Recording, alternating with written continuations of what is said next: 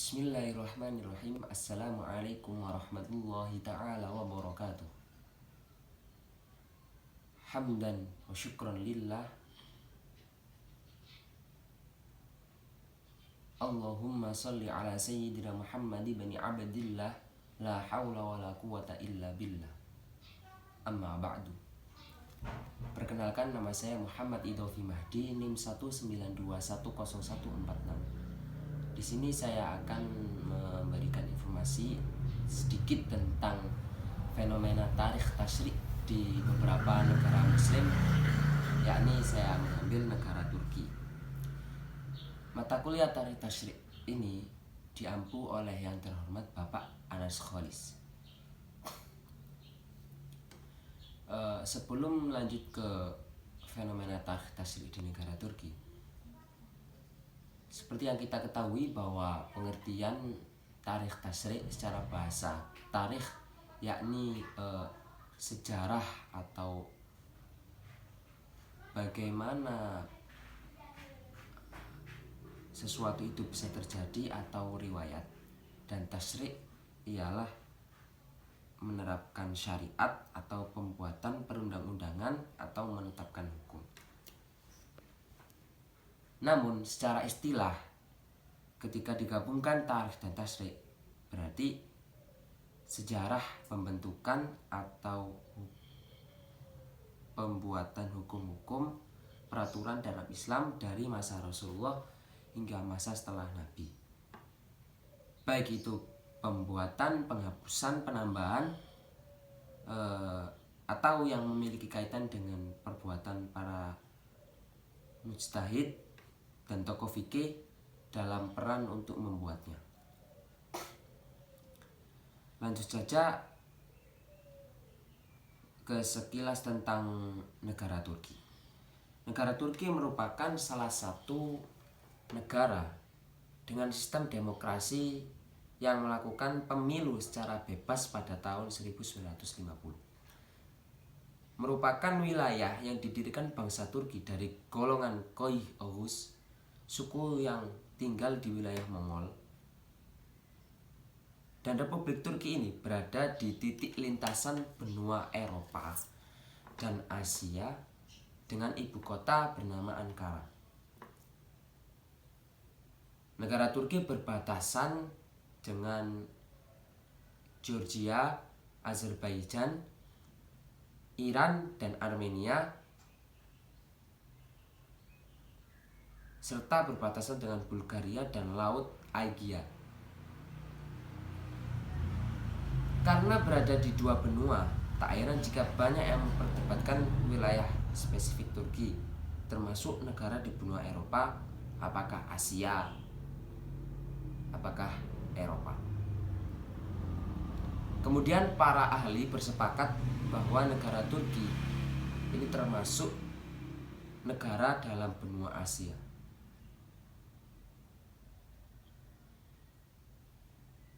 Karakteristik penduduk Turki hampir sama dengan masyarakat Indonesia, dengan sikap ramahnya membuka peluang di sektor pariwisata, kebudayaan, dan komunitas masyarakat, serta persahabatan antar individu dengan wujud silaturahim.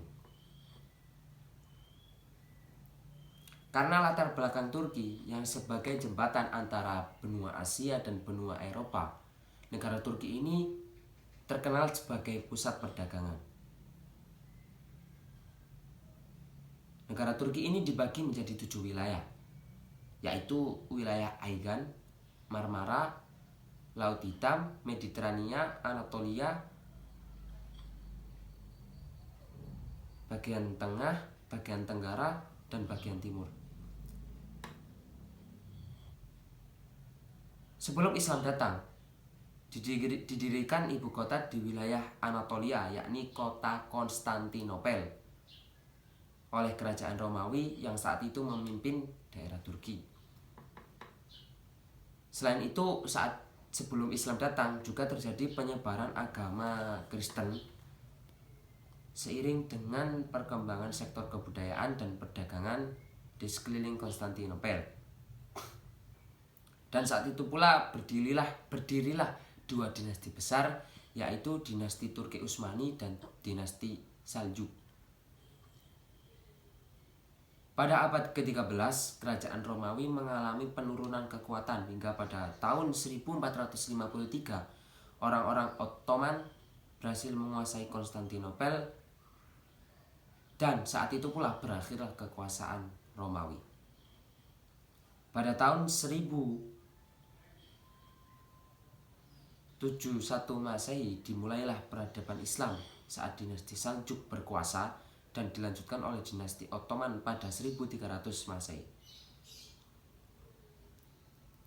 Kekuatan Islam memiliki pengaruh besar dalam periode ini. Bahkan setelah masa Khulafaur Rasyidin wafat dan menjadi negara khilafah dalam Kekaisaran Utsmani serta menguasai beberapa wilayah seperti Balkan, Hungaria, dan Afrika Utara sampai Jazirah Arab. Periode Ottoman berakhir pada Perang Dunia I dan mengalami revolusi dari kesultanan menjadi presiden. Pemerintahan pertama dipimpin oleh Mustafa Kemal Pasha Atatürk. Pada pemerintahan Mustafa Kemal Pasha Atatürk terjadi peralihan dari negara yang Islami menjadi negara sekuler dengan menghadirkan sistem politik luar negeri yang cenderung ke arah barat. Di masa inilah terjadi penghapusan sistem khilafah di negara Turki sebagai bentuk revolusi di bawah kepemimpinan Mustafa Kemal Atatürk.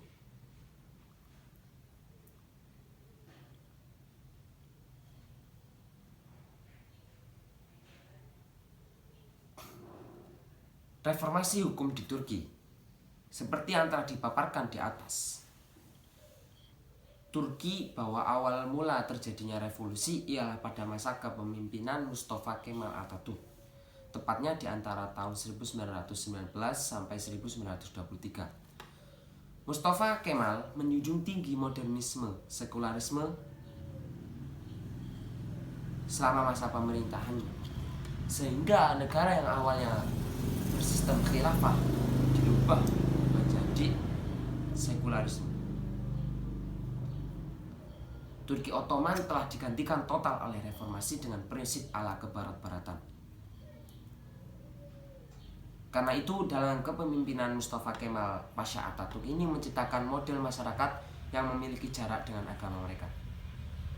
Sekularisasi agama lahir setelah runtuhnya dinasti Utsmania usai Perang Dunia Pertama dan mulai mengadaptasi hukum-hukum barat sebagai bentuk aliran-aliran kekuasaan ala Mustafa Kemal Atatürk. Negara ini mendeklarasikan sebagai Republik Turki pada tahun 1923 dan sebelumnya telah melakukan reformasi hukum di tahun 1917 dengan mengesahkan undang-undang tentang hak keluarga.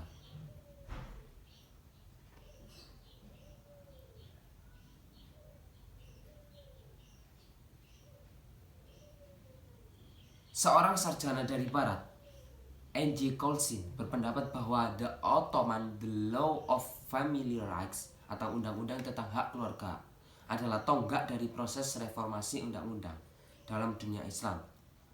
Ini merupakan hal yang penting di mana hukum keluarga atau family law memiliki andil strategis pada hukum negara.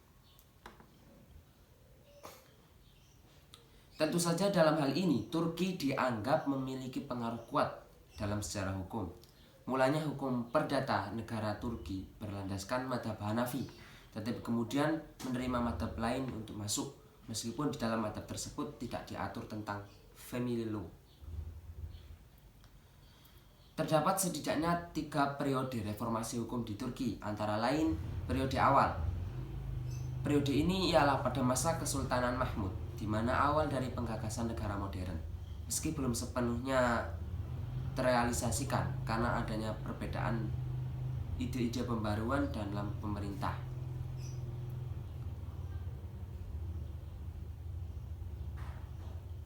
Periode kedua dinamai periode Turki Muda. Pada masa ini Turki mengalami pergeseran fiskal dan urusan hukum, di mana reformasi hukum yang diterapkan karena pengaruh dorongan dari Eropa. Lahirnya periode Turki Muda atau Tanzimat ini dilatar belakangi oleh respon terhadap otoritarianisme, kesultanan dalam lemahnya kemampuan untuk melawan asas pemerintah. Aksi perdana reformasi di negara ini dinamakan Gerakan Tanzimat yang dipelopori Turki Muda.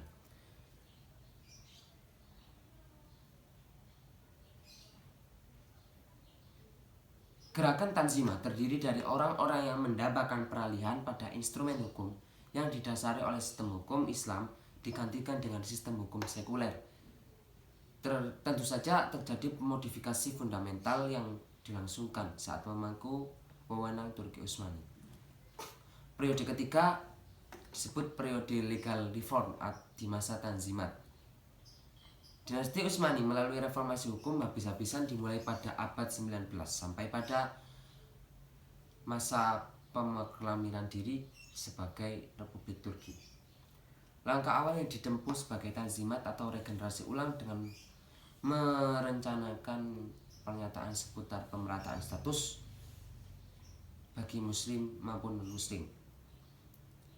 Ketika Sultan Mahmud berkuasa, lahir gagasan tentang pembentukan sebuah institusi dan parlemen non-religius. Pada masa ini tampak pula berbagai perubahan besar pada sistem yudisial. Berbagai tokoh Tanzimat membentuk peraturan perundang-undangan sampai lembaga sekuler dalam misi menggulingkan sistem peraturan tradisional.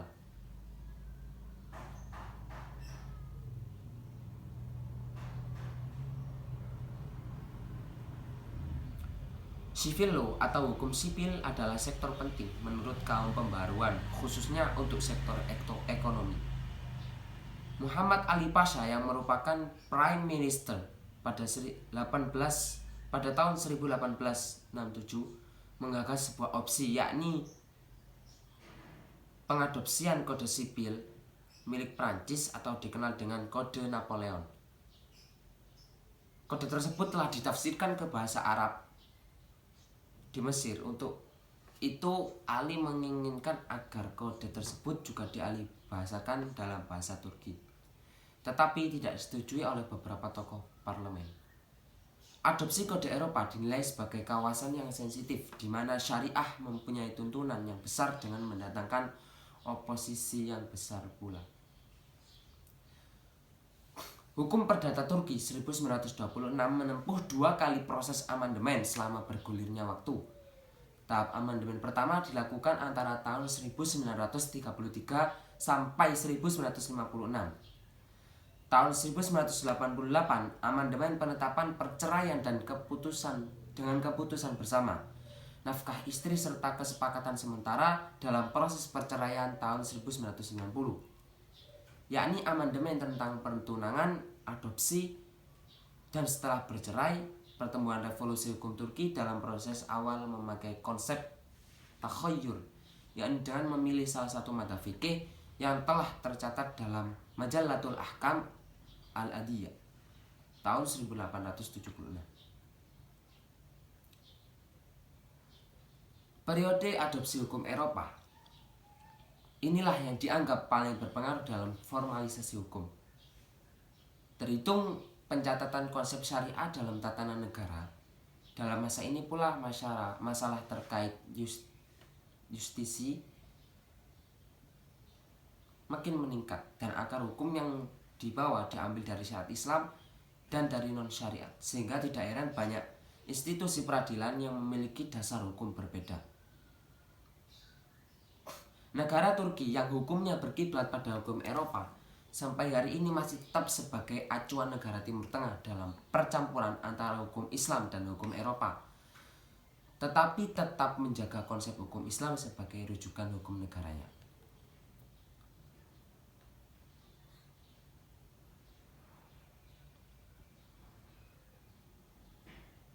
Pada kesimpulannya, terdapat 3 komponen akibat reformasi hukum dalam dunia Islam. Yang pertama, negara yang menganut hukum tradisional dengan merujuk aturan yang ditetapkan dalam kitab suci Al-Quran dan sunnah Rasulullah. Negara yang masuk dalam kategori ini ialah Yaman, Jazirah Arab, dan Saudi Arabia, Afghanistan, dan lain sebagainya.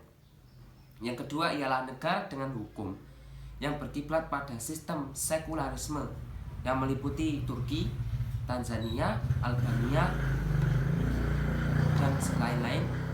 Dan negara yang memberlakukan reformasi dengan memadukan konsep hukum barat dengan hukum Islam menjadi dasar undang-undang negara, yaitu negara Mesir, Syria, Lebanon, dan lain-lain.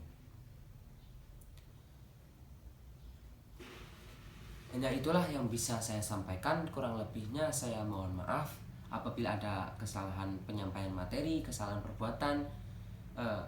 Saya mohon maaf yang sebesar-besarnya, dan apabila ada kekeliruan saya mengharapkan koreksi dari teman-teman semua. Semoga apa yang telah saya sampaikan bermanfaat untuk teman-teman semua. Akhirul kalam, ihdinas siratal mustaqim. Assalamualaikum warahmatullahi taala wabarakatuh.